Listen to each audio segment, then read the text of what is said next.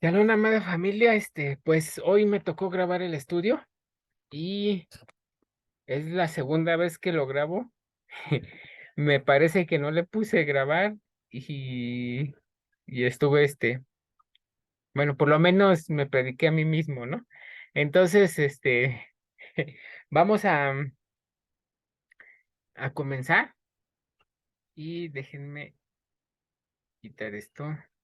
Vamos a hacer un pequeño resumen de lo que vimos la semana pasada, pero antes, quiero hacer una pequeña oración. Abba, te ruego hoy por todos aquellos que están recibiendo la revelación de la Torá, la ley de Moisés, el entendimiento de la ley de Moisés que no está abrogada. Te pido por cada uno de los que vayan a escuchar, te pido por cada uno de los que vayan a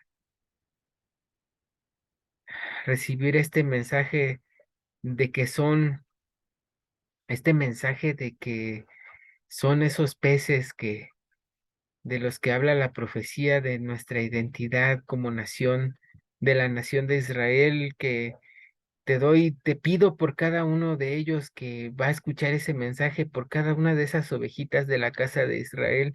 Te pido por cada uno de ellos que hoy escuchen tu voz y que te sigan a ti, bendito Padre, nuestro único pastor. Gracias, Señor, por permitirnos terminar este día con las palabras que tú dijiste, con tus enseñanzas. No hay un privilegio más grande, Señor, que escucharte hablar una vez más. Gracias, precioso Padre, en el nombre por los méritos de su majestad, Yeshua. Amén. Entonces, estamos en nuestra serie de Descubre la Biblia, serie Las Letras Rojas. Perdón, ya no hice mi presentación, Las Letras Rojas, www.descubrelabiblia.org. Y estamos en la serie las palabras finales de Yeshua. Hoy nos toca Mateo 12, Misericordia quiero, es el segundo estudio. Les voy a dejar el link en la cajita de descripción del primer estudio. Y como les decía, ¿no? Voy a hacer, vamos a ver, Mateo 12, 27, 28. Dice, pero si yo, por el Espíritu de Dios, echa fuera los demonios, ciertamente ha llegado a vosotros el reino de Dios. Me parece que puse mal aquí, ¿sí? Ha llegado el reino de Dios. Les dice, si verdaderamente yo estoy destruyendo el reino de Satanás, quiere decir que ha llegado el reino de Dios y ustedes lo están rechazando. Imagínense qué fuerte, ¿no? Si yo echo fuera los demonios por Belcebú, ¿por quién los echan vuestros hijos? Ajá, recuerden, ¿no? Que les dijo, vuestros hijos, que hacía referencia a quién, a sus discípulos, a los que ellos estaban adoctrinando, ¿no? Que les preguntaran a ellos si era posible que Belcebú estuviera sacando a Belcebú. O sea, iba a ser totalmente ilógico. Luego nos dice Mateo 12:29. Porque, ¿cómo puede alguno entrar a la casa del hombre fuerte y saquear sus bienes si primero no le atan y entonces podrá saquear su casa? El que no es conmigo contra mí es y el que conmigo no recoge desparrama. Por tanto os digo, todo pecado y blasfemia será perdonado a los hombres, mas la blasfemia contra el Espíritu no le será perdonada. A cualquiera que dijere alguna palabra contra el Hijo del Hombre le será perdonado, pero aquel que hable contra el Espíritu Santo no le será perdonado, ni en este siglo ni en el venidero. O haced el árbol bueno y su fruto bueno, o haced el árbol malo y su fruto malo, porque por el fruto se conoce el árbol. Generación de víboras, ¿cómo podéis hablar lo bueno siendo malos? Porque de la abundancia del corazón habla la boca. El hombre bueno del buen tesoro del corazón saca cosas buenas, y el hombre malo del mal tesoro saca malas cosas. Mas yo os digo que de toda palabra ociosa que hablen los hombres, de ella darán cuenta en el día de juicio, porque por tus palabras serás justificado y por tus palabras serás condenado. Vamos a profundizar un poquito más en este texto, en las letras rojas, que aparecen en los versículos 38 al 45. Dice Mateo 12:38. Entonces respondiendo algunos de los escribas de los fariseos, diciendo, Maestro, deseamos ver de ti señal. Ya estamos viendo que Yeshua había estado dando señales extraordinarias, ¿no? O sea, a un hombre de una mano seca. Ya vimos que entró en conflicto doctrinal con algunos líderes que se habían vuelto muy legalistas por el hecho de comer en el día de reposo, ¿no? Y entonces Yeshua está tratando de ablandar su corazón y está mostrando señales que prueban que Él es el Mesías, el Hijo de David, que vendría a sanar las dolencias del pueblo, que vendría a perdonar los pecados del pueblo, y a pesar de todas esas señales y prodigios que Él está haciendo, aquí le piden otra señal. Él respondió y les dijo, la generación mala y adúltera demanda señal, pero señal no les será dada, sino la señal del profeta Jonás, porque como estuvo Jonás en el vientre del gran pez 3 días y 3 noches, así estará el Hijo del Hombre en el corazón de la tierra 3 días y 3 noches. Los hombres de Nínive se levantarán en el juicio con esta generación y la condenarán porque ellos se arrepintieron a la predicación de Jonás, y he aquí más que Jonás en este lugar. Yeshua les dice a algunos fariseos y escribas, líderes de la nación judía, líderes del pueblo de Israel en aquella época, que para aceptarle como el Mesías prometido, como el hijo de David, querían que él les diera una señal. Le pusieron una condición para que estos líderes de la nación judía le aceptaran como Mashiach, como Mesías. Y pongamos mucha atención a la señal que Yeshua les dice a estos escribas y fariseos que se les daría para que ellos creyeran que él era Mashiach, que era el Mesías, la señal que podría darse incluso a los escribas y a los fariseos de esta época. Él tiene que cumplir una señal similar a la del profeta Jonás. Así como Jonás se lo comió un gran pez, también a Yeshua simbólicamente se lo comería un gran pez. ¿A qué me estoy refiriendo con esto? Vamos a tratar de explicarlo rápido y fácil, como decía mi papá. Jacob le profetizó a Efraín y a Manasés, los descendientes de José, los hijos de José en el exilio. Jacob les profetizó que su descendencia vendría una gran multitud que serían como peces. Y el símbolo por excelencia del cristianismo a lo largo de la historia ha sido el pez. El símbolo de la iglesia cristiana es el pez. E históricamente podríamos rastrear a las tribus del norte, los descendientes de Efraín y Manasés, los descendientes de la casa de José, y veremos que la descendencia de Efraín se fue hacia occidente. Es por lo que podemos verificar la profecía de Oseas. Las 10 tribus del norte que serían como peces serían a occidente. Sí, y en Jeremías capítulo 16 se anuncia que un día serían pescados y partícipes de un segundo éxodo.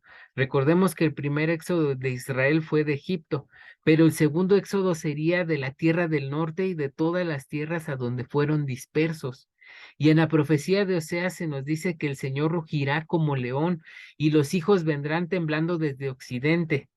Así que que estos descendientes de las tribus de Israel se multiplicarían como los peces del mar, estarían en Occidente. Y hablando actualmente de la filosofía o de la ideología de la religión de Occidente, ¿cuál podríamos decir que es la principal religión o la principal fe de Occidente? Pues es el cristianismo. ¿De quién es el principal símbolo? Es el pez.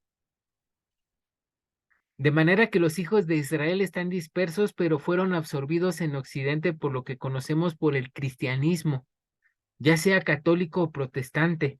Más de 2.000 millones de cristianos en Occidente que son descendientes de las tribus de Israel. Así que ahí están hundidas las tribus de Israel. Y la pregunta es, ¿y qué pasó con Yeshua? ¿Dónde está Yeshua?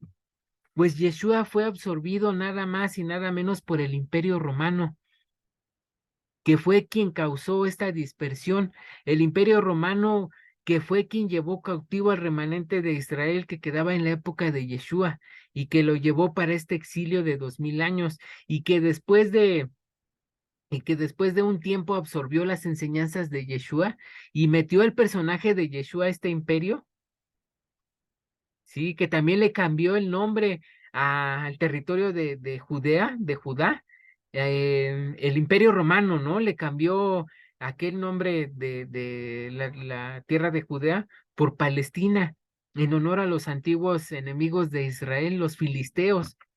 Y esto es algo fascinante e impresionante, porque el culto de los filisteos era el culto a un dios llamado Dagón, y el culto a Dagón era a través de la estatua de un pez. Así que si tratamos de unir todos los cabos sueltos, nos vamos a sorprender de esto. Esta religión de los filisteos del culto a Dagón, del culto a este dios pez, fue transferida a todo culto y dentro de la religión romana, que se componía del culto al dios Sol y a un montón de dioses de la mitología griega. Después sufrió una metamorfosis y adoptó ciertos aspectos de la doctrina de Yeshua y de los apóstoles, y absorbió también ciertos aspectos de las enseñanzas de Yeshua y de los apóstoles. Los mezcló, los combinó, les puso agua bendita con los antiguos cultos griegos y filisteos, y de esto se formó una gran religión llamada Catolicismo Apostólico Romano, cuyo pontífice máximo tiene una serie de vestimentas que hace referencia al culto de Dagón. Sí, hay un estudio muy interesante que lo busquen. Les voy a pedir, si lo pueden buscar, está en PDF, me parece. Se llama Babilonia Misterio Religioso, que de toda un, que da toda una documentación de cómo el papado y muchos aspectos de la religión católica son simplemente una copia del culto antiguo de los filisteos al culto del dios Dagón. Y es justamente el Imperio Romano quien cambia todo este territorio para darle honra y honor a los dioses filisteos y a los filisteos enemigos del pueblo de Israel. Déjenme ver, les voy a señalar aquí. Ay, Dios. Les voy a señalar aquí.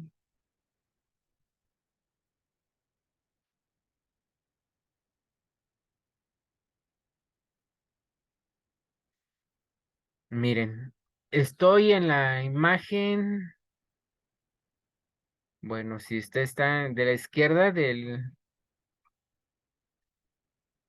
aquí vemos, les estoy señalando. Aquí vemos, aquí la cabeza de este pez. Y aquí con el papa vemos la boca del pez. Voy a señalar una vez más. Aquí en azul estoy señalando la boca del pez y el cuerpo del pez. ¿Sí? Que tiene así la gorrita. Sí, va. Y si vemos la del Papa está igual, su boca, ya puse como una M, y baja el cuerpo del pez. Lo voy a volver a señalar. Aquí vemos, le voy a hacer el contorno del pez. Aquí, hasta aquí baja la gorrita. ¿Sí? Ahí está. Y es exactamente la que tiene aquí el Papa, la boca del pez y el cuerpo. Entonces, de manera que así como Jonás fue comido por un gran pez, el nombre de Jonás, recordemos que significa paloma, Ioná en hebreo, y la paloma es un símbolo de la profecía de Oseas de las 10 tribus de Israel que estaban en Occidente, lo que significa que Jonás es un anticipo de la paloma incauta, que habría de ser comida por el gran pez, que ahora lo podemos identificar como Dagón. Dagón, Roma, lo mismo, ¿no? Donde están mezcladas todas las multitudes de los peces descendientes de las 10 tribus de Israel. Y nada más que ahí también está sumergido el representante de las ovejas perdidas de la casa de Israel, aquel que habría de sacarlas del exilio y habría de tomarle del cautiverio, traerles de vuelta la herencia con Judá, aquel que habría de traer del cautiverio a las 10 tribus y unirlas al palo de Judá también está ahí. Así que la señal para que los escribas y y los fariseos crean, y les dijo, ¿sí? Perdón, y les digo, esto ya está empezando a suceder. Hay muchos hermanos del sur que están entendiendo el mensaje, ¿no? No son escribas, no son fariseos, pero son descendientes de. Entonces, ya por ahí hay unos cantos muy hermosos de donde se habla de Yeshua por parte de nuestros hermanos del sur, y eso es una gran alegría, ¿no? Ese es un gran gozo escucharles. Y mucha gente que no cree en Yeshua, pero de la casa de Judá, que se están dando cuenta que realmente las tribus perdidas están en el catolicismo, en el cristianismo. Bueno, de hecho, ellos nos encierran en todo, ¿no? Ellos creen que somos cristianos todos. Entonces, eh, vemos que está empezando a darse cuenta, ¿no? La casa de Judá. Ahora perdón, el cristianismo simplemente, pues son las ovejas de la casa de Israel, ¿no? Que decía que Jesús fue en busca de ellas para traerlas de vuelta y unirlas al palo de Judá. Y cuando el pueblo judío, cuando los escribas y fariseos de esta generación vean que efectivamente Yeshua está saliendo del gran pez, de esta gran religión de Roma, y está quitándose todo el atuendo y vestimenta como lo hizo José el Soñador, y deje de hablar a través de intérpretes y les hable en su propia lengua y se identifique como, ay Dios, como sus hermanos y traiga consigo a todas las descendencias de Israel y a las tribus que fueron absorbidas por este gran pez. Entonces los escribas y fariseos creerán que él es el hijo de David. Así que lo dejo a su consideración, ya que Yeshua menciona que esa es la señal que le va a ser dada a los escribas y fariseos. Entonces, en aquella época, el anticipo fueron 3 días y 3 noches en el sepulcro. Esa fue una señal para que ellos creyeran que él la cumpliría, una señal como la del profeta Jonás. Sin embargo, a pesar de que resucitó, a pesar de que muchos no le creyeron, muchos de ellos incluso sobornaron a los soldados para negar el hecho de la resurrección. Y por eso él les dice que su juicio va a ser muy severo, porque a pesar de que que vieron evidencias de que él resucitó, aún así algunos lo negaron, pero aún así un remanente de creyentes, y después menciona a la reina del sur. Esta es la reina de Saba, que cuando se enteró que había un hombre muy sabio en referencia al rey Salomón, dijo, la reina del sur se levantará en el juicio con esta generación y la condenará, porque ella vino de los fines de la tierra para oír la sabiduría de Salomón, y he aquí más que Salomón en este lugar. Cuando el espíritu inmundo sale del hombre, anda por lugares secos buscando reposo, y no le halla. Entonces dice, volveré a mi casa donde salí, y cuando llega la halla desocupada, barrida y adornada, entonces va y toma consigo otros 7 espíritus peores que él, y entrados moran allí, y el postrer estado de aquel hombre viene a ser peor que el primero. Así también acontecerá a esta mala generación. Esta generación que rechazó a Yeshua, que rechazó la evidencia tan contundente que él le dio de de la resurrección de los muertos. Yeshua dijo, ¿no? Que le pasaría algo terrible. ¿Y qué le pasaría? Yeshua vino y liberó a su pueblo de sus pecados, lo perdonó, trajo misericordia, echó fuera demonios, vieron evidencias que estaba echando fuera demonios, y de acuerdo a la tradición judía, solamente Mashiach, solamente el Mesías, haría el nivel de milagros de liberación de demonios que él estaba haciendo. O sea que él dio evidencias contundentes de que él era el Mesías, pero a pesar de eso lo rechazaron.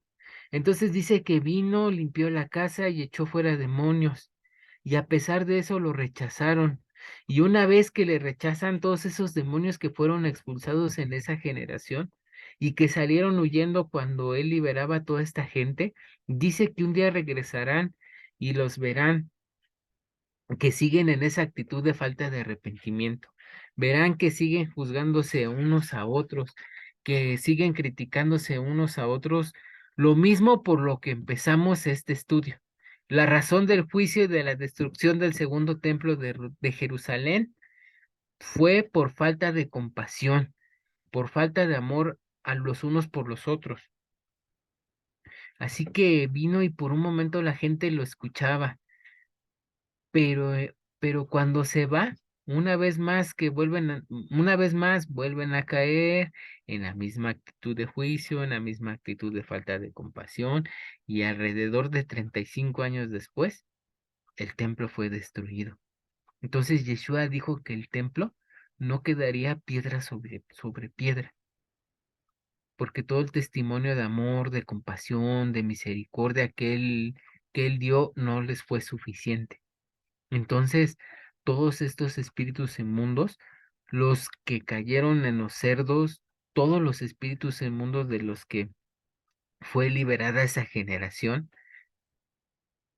al volver vieron que la casa estaba barrida, adornada, y dice que fueron tomados 7 espíritus peores que él, y los espíritus moraron en cada hombre de esa generación. Y por eso es que los acontecimientos del pueblo de Israel, desde la época de Yeshua hasta nuestros tiempos, han sido los peores en toda la historia por el testimonio tan fuerte que recibieron, ¿sí? Que no se nos olvide el énfasis que Yeshua está dando en este capítulo, el énfasis de la compasión, de la misericordia que él está teniendo de ir en busca de lo que se perdió. Voy a darles ya para terminar, un ejemplo de una ceremonia que se lleva a cabo en toda boda judía. Al terminar la ceremonia de boda se rompe una copa de cristal en referencia al templo de Jerusalén. Es una referencia a que el templo de Jerusalén está destruido y es una referencia a este texto que dice: si me olvidare de ti, oh Jerusalén, pierda mi diestra su destreza, mi lengua se pegue a mi paladar, si de ti no me acordare, si no pusiera a Jerusalén por encima de mi máxima alegría. Es un recordatorio por el templo de Jerusalén que está destruido. Y la pregunta es, ¿por qué una ceremonia de boda en donde todo es felicidad y dicha se tiene que recordar el hecho de que el templo esté destruido? Los rabinos instituyeron esta ceremonia para que no se le olvide a cada pareja nueva, a esta nueva pareja que se está casando, cuál fue la causa de la destrucción del templo. Recuerdan que dijimos que fue por odio gratuito, por pelearse por cosas insignificantes. Y aquí vemos que se están juzgando unos a otros, vemos que se están criticando por la interpretación que tienen diferente de la Torá. Aquí vemos a Yeshua que al principio del capítulo lo van a cuestionar por que sus discípulos no están interpretando adecuadamente la Torá de acuerdo a la perspectiva de otros, una perspectiva muy rígida. Ahora, ¿por qué están comiendo espigas en el día de reposo? Imagínense eso. A Yeshua lo están acusando porque sanó en día de reposo. Entonces volvemos a lo de la boda. Los rabinos instituyeron que se hiciese este rompimiento de una copa de cristal para recordar que el templo de Jerusalén fue destruido por este tipo de peleas, ¿no? Por odio gratuito, por estarse peleando por cosas absurdas, sin importancia, y para que nunca se olvide a esta nueva pareja que algo que puede ser muy costoso en construirse, algo que lleva muchos años de sacrificio y esfuerzo, como lo es el matrimonio, una relación matrimonial, pues se puede romper en un descuido, ¿no? por una cosa absurda. El cristal cortado es muy costoso, implica una fabricación muy compleja, y a pesar de que su fabricación es muy compleja, muy delicada, se puede romper de una manera muy fácil. Cualquier descuido ya se te rompió. Algo que cuesta mucho se puede destruir muy fácil. Entonces la enseñanza de que un matrimonio que puede costar mucho en construirse se puede destruir por cosas absurdas, por pleitos, por cosas sin importancia. Lo mismo le pasó a la nación de Israel, una nación que costó tanto esfuerzo desde su salida de Egipto, toda la historia del pueblo de Israel, todo lo que vemos en las escrituras, todo lo que implicó que Dios sacara a esta nación con prodigios, con señales, toda la historia de Israel es algo sobrenatural, es algo increíble. ¿Y por qué fue destruida la nación de Israel? Por haberse olvidado del amor, la compasión de Dios, por haber dejado de servir a Dios con alegría y por empezarse a pelear los unos con los otros, por cosas absurdas, por aspectos superficiales de la Torá, y no hacen caso de los aspectos más importantes de la Torá, que es la misericordia y la compasión. Esta ilustración que hizo mi esposa me gusta mucho porque ve uno ahí las ruinas de lo que, ni las ruinas, porque muchos creen que el cótel, el muro de los lamentos, es parte de, o fue parte de lo que fue el templo. Aquí lo vemos una vez más con azul, que todo esto creen que fue parte del templo, pero pues no fue así. Eso quedó ahí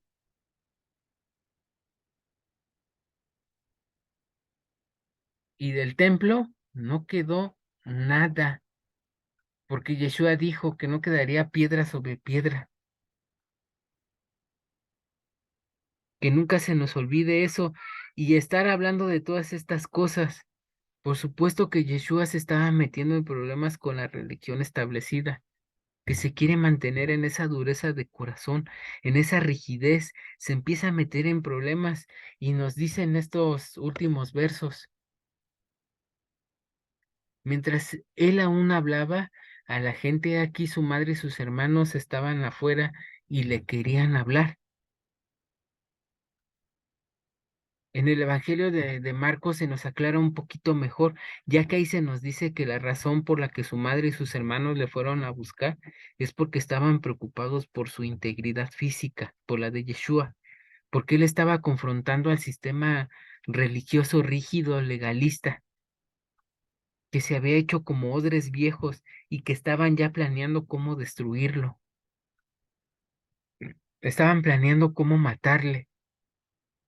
Entonces la mamá y los hermanos pensaban que estaban fuera de sí y ellos con temor fueron a tratar de rescatarle y cuando van a hablarle le dicen a Yeshua y su respuesta es, ¿quién es mi madre y quiénes son mis hermanos? Y extendiendo su mano hacia sus discípulos dijo, He aquí mi madre y mis hermanos, porque todo aquel que hace la voluntad de mi Padre que está en los cielos, ese es mi hermano y mi madre.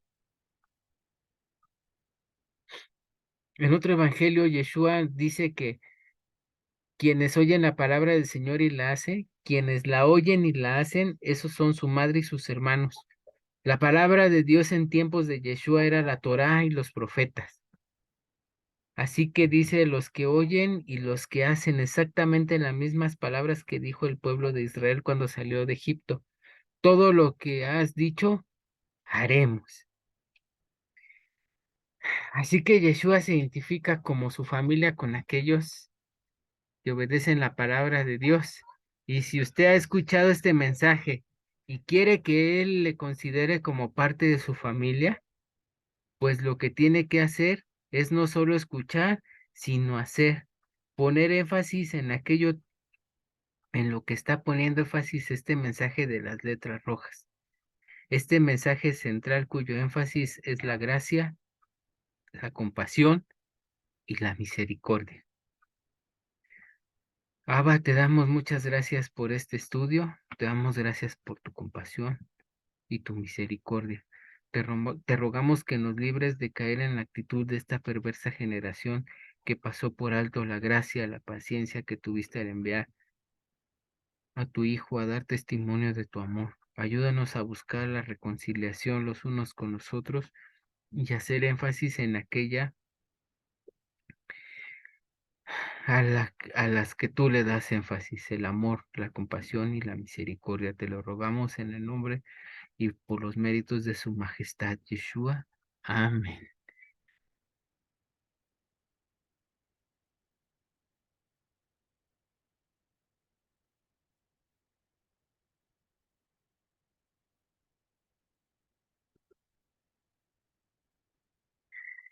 Pues muchas gracias, familia, y esperemos que ya pronto tengamos bien los nuevos horarios y nos estamos viendo la próxima semana y subí otros estudios por si quieren echarles un ojito. El Eterno les bendiga, el Eterno les guarde, haga resplandecer su rostro sobre ustedes y tenga de ustedes misericordia. Alce sobre ustedes su rostro y pongan ustedes shalom. Bendiciones.